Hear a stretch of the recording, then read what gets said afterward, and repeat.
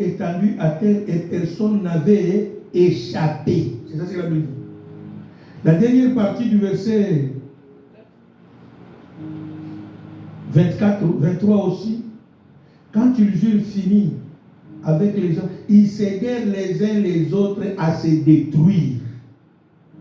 Verset 23. Et verset 24, quand les autres sont arrivés, personne n'a quoi? Échappé. Alors posez-vous la question. Qui a tué le dernier vivant? D'où il ne restait que deux. Donc comment ils se sont tués eux-mêmes? C'est ça le miracle de Dieu. Tout, à un moment, ils ont regardé. Alors tu as tué tout le monde, tu veux me tuer aussi moi. Hein? Un, deux, trois. Ils se sont pointés les deux, l'épée. L'un est tombé là-bas, l'autre est. Pour vous montrer ce que Dieu est capable de faire. Quand nous le louons. Troisième point. La louange attire la manifestation de Dieu au milieu de nous. La louange, c'est la manifestation de la présence de Dieu au milieu de nous. Attire la présence de Dieu. Tu veux vivre la présence de Dieu dans ta vie, dans ta maison, même dans ta voiture. Apprends à louer le Seigneur. Apprends avec la musique qui loue le Seigneur. Tu sentiras même la présence de Dieu dans ta voiture. Parce que Dieu descend au milieu de la louange. Psaume chapitre 22, verset 4. Psaume 22, verset 4. Et psaume 47, verset 2 à 10. Psaume 22, verset 4. La parole nous dit Pourtant tu es le Saint, tu sièges au milieu des louanges d'Israël. Alléluia. Il siège au milieu des louanges. D'où la louange attire. Psaume 47, maman. Psaume 47. Quel verset? 2 à 10. Verset 2 à 10. Vous tous, peuple, battez des mains. Poussez vers Dieu des cris de joie. Yes. Car l'Éternel, le Très-Haut, est redoutable. Il est un grand roi sur toute la terre. Alléluia. Il nous assujettit des peuples. Il met des nations sous nos pieds. Il nous choisit notre héritage. Alléluia. La gloire de Jacob qu'il aime. Dieu monte au milieu des cris de triomphe. L'Éternel s'avance au son de la trompette. Chantez à Dieu, chantez. Chantez à notre roi, chantez. Car Dieu est roi de toute la terre. Alléluia. Chantez un cantique. Dieu règne sur les nations. Dieu a pour siège son saint trône. Les princes des peuples se réunissent au peuple du Dieu d'Abraham. Car à Dieu sont les boucliers de la terre. Il est souverainement élevé. Alléluia. Est-ce qu'on peut acclamer très fort le Seigneur? La Bible, il finit en disant, il est souverainement quoi? Hein? Élevé. Bien aimé, la louange attire la présence de Dieu dans notre vie. Une assemblée qui sait louer Dieu attire la présence de Dieu. Une personne qui sait louer Dieu, même dans sa propre maison, attire la présence de Dieu. Attire. Quatrième point pour terminer.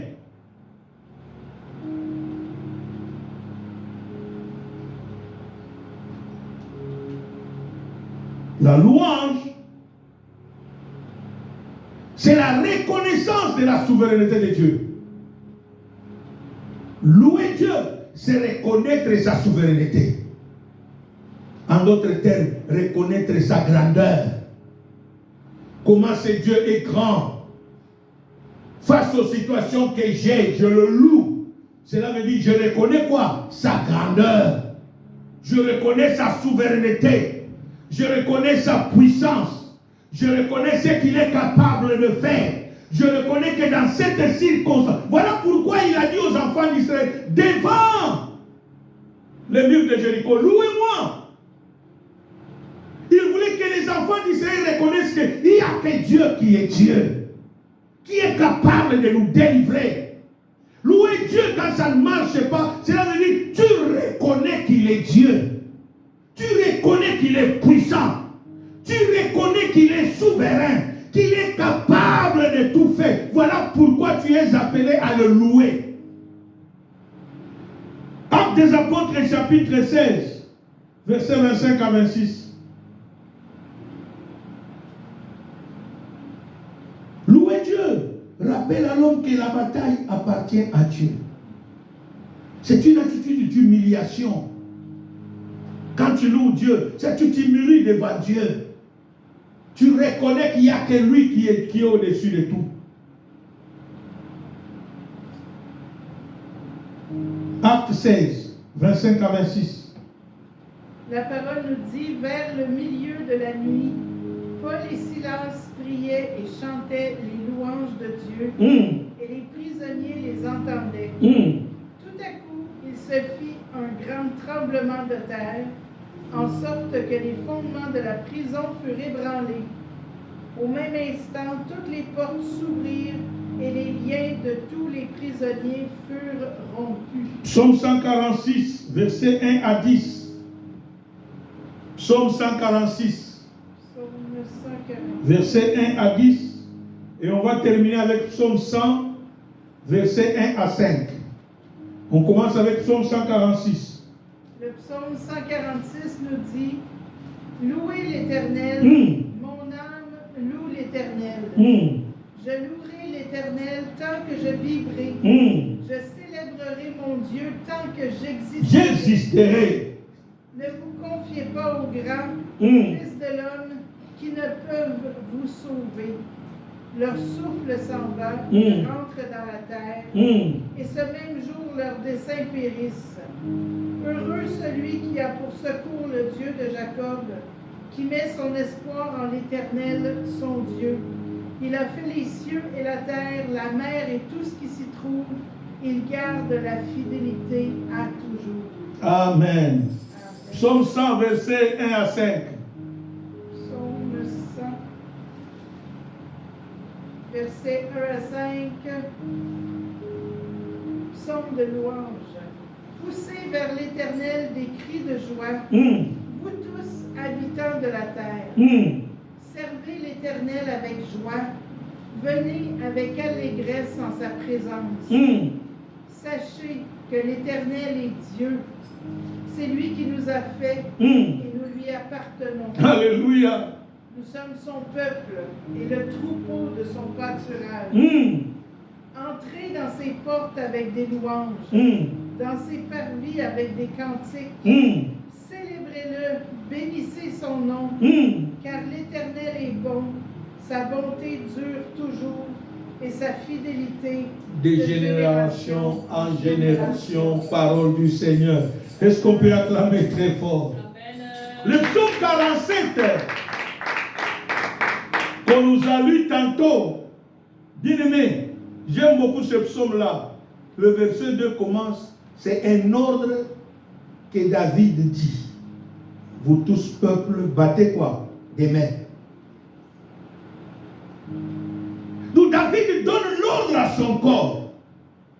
Il dit, toi mon corps, tu es obligé de louer Dieu. En le louant, commence à taper les mains. Pousse des cris quoi? Des joies. Et Paul et Silas, en prison, ils étaient liés. Les mains et les pieds liés. Ils ne pouvaient même pas acclamer le Seigneur, mais on n'a pas fermé leur bouche. Alléluia. Tu peux arriver au point où tes mains et tes pieds sont liés. Tu ne peux même pas acclamer, tu ne peux même pas te mettre debout. Mais la bouche doit parler, doit louer le Seigneur. Voilà pourquoi le psaume 146, Paul et David, Paul et Silas plutôt, ont commencé à louer le Seigneur, le psaume 146. Ils ont commencé à célébrer le nom de l'Éternel. Ils ont compris le psaume 100 où la Bible dit, nous sommes son peuple, le troupeau de quoi? De son pâturage. Donc tu reconnais que tu es le peuple de Dieu. Tu es le pâturage de Dieu. À travers la louange, quand tu le loues, tu reconnais que Dieu est capable Je suis son troupeau. C'est lui qui m'a fait. Donc je suis dans l'obligation de le louer. C'est lui qui m'a créé. Si je suis ce que je suis, même si je me suis réveillé aujourd'hui, ce n'est pas par ma force. Ce n'est pas par ma force.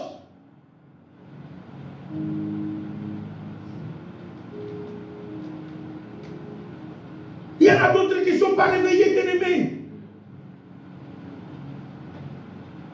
J'ai toujours dit sur le chemin de travail, tu roules même en voiture, tu es étonné. Même dans le métro, tu peux dans le métro. Combien de fois les gens meurent dans le métro? Pourquoi ces accidents ne viennent pas quand toi tu es là? On peut dire qu'il y a un incendie dans l'immeuble. Pourquoi seulement l'immeuble voisin là il y a un incendie, mais chez toi il n'y a pas d'incendie? Voici les raisons qui doivent te pousser à louer Dieu. Voici les raisons qui doivent te pousser à le célébrer. Quitter chez toi, venir à l'église et repartir en paix, c'est une grâce de Dieu bien-aimé. C'est l'une des raisons que tu dois encore dire merci à qui? À Dieu. Tu vas au travail, tu reviens, c'est une raison. Tu vas à l'école, tu reviens, c'est une raison de louer Dieu. Chemin faisant, tu le loues. Mais ce qui est drôle, c'est quoi? Avec les réseaux sociaux, nous sommes prêts à passer plus de temps à autre chose qu'à louer Dieu. Nous sommes prêts à passer à autre chose qu'à louer Dieu. Comment la présence de Dieu sera-t-elle manifestée dans ta vie? Comment? Comment? Cette semaine, nous voulons dire merci à Dieu. Nous voulons le louer parce qu'il est Dieu. Bien aimé, il nous a gardés pendant ces 9 semaines. Aujourd'hui, c'est la 10e semaine. La 10e semaine, cela veut dire nous allons bientôt terminer nos 70 jours.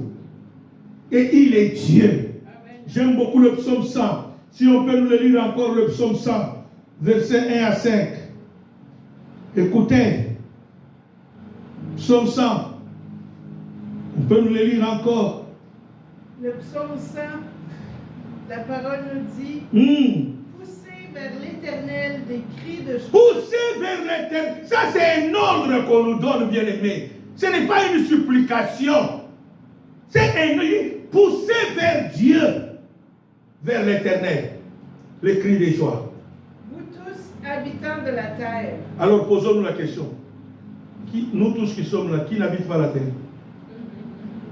Est-ce qu'il y a-t-il quelqu'un qui n'habite pas la terre ici? Si tu n'habites pas la terre, cela ne te concerne pas. Mais si tu habites la terre, mets-toi à dire que ce verset-là fait quoi? Te concerne. Continue verset 2. Servez l'Éternel avec joie. Venez avec allégresse en sa présence. Venez avec allégresse, venez avec joie. Oublie tes problèmes. Est-ce que quelqu'un peut oublier ses problèmes ce soir? Quelqu'un peut oublier ses préoccupations ce soir? Quelqu'un peut oublier sa maladie ce soir et louer Dieu? Et venir avec allégresse dans la présence de Dieu.